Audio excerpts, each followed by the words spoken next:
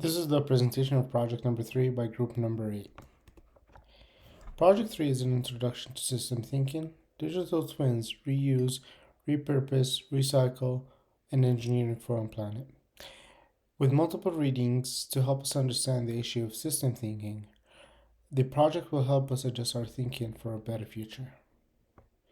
System thinking is a way of seeing and talking about reality that helps us understand and work with system to influence the quality of our lives.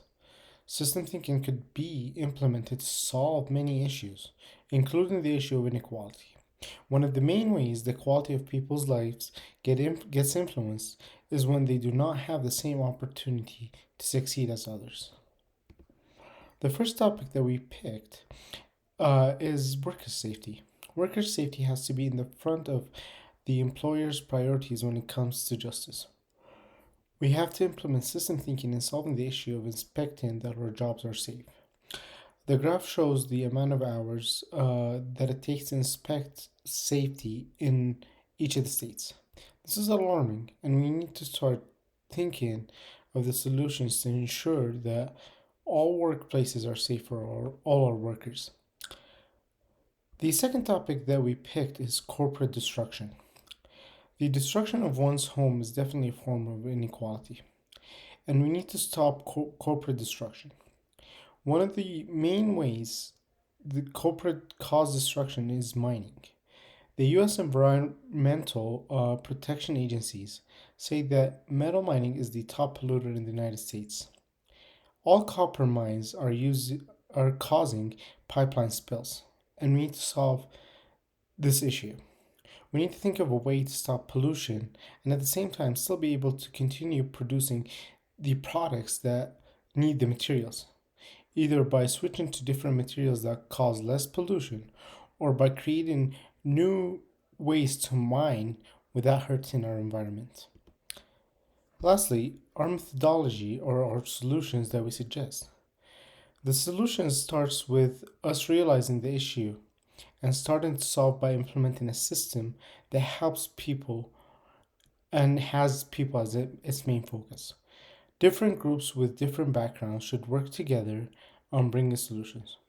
We have to think about what is actually causing inequality in our society.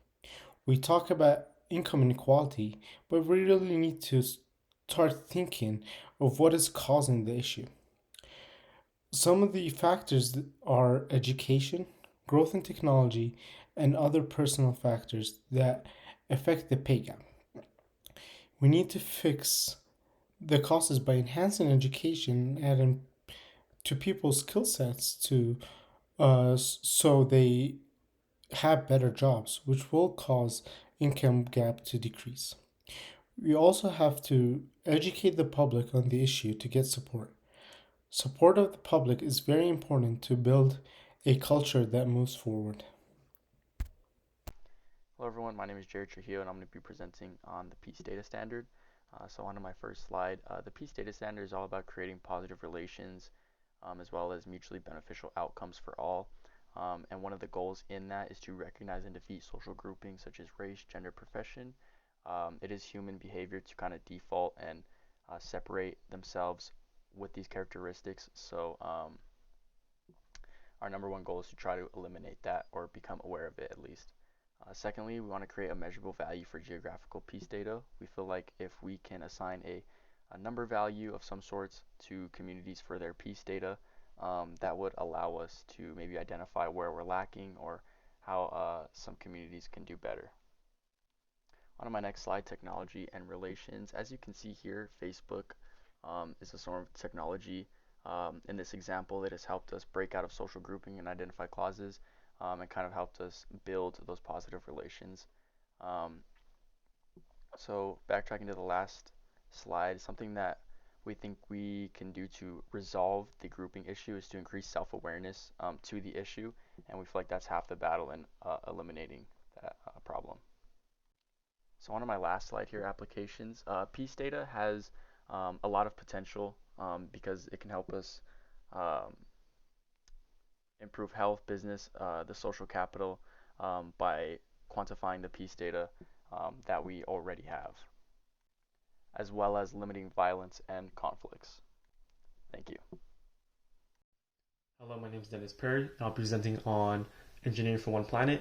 When it comes to social responsibility and energy affordability, we must be able to cause positive social and cultural impacts, identify cultural implications and influences, and be aware of social justice issues, rights, laws, policies, and commitments in the local area.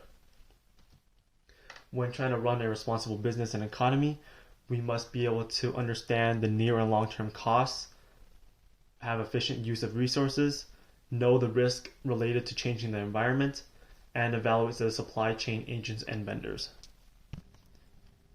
For environmental impact, when selecting materials, we should understand its impacts on the community and environment as a whole and have design alternatives ready, as well as understand the scale of impacts of material consumption. When it comes to critical thinking and designing an engineering project, engineers must be able to minimize environmental impact, consider the consequences either intended or unintended, and be able to incorporate qualitative and quantitative research. When it comes to communications and teamwork, engineers must be able to advocate for underrepresented groups, be able to lead teams, build relationships and maintain relationships, and maintain the integrity throughout the design and implementation of their project. The affordable and clean energy solutions are building and maintaining relationships, reducing the environmental impact, efficient and effective use of resources, and creating green solutions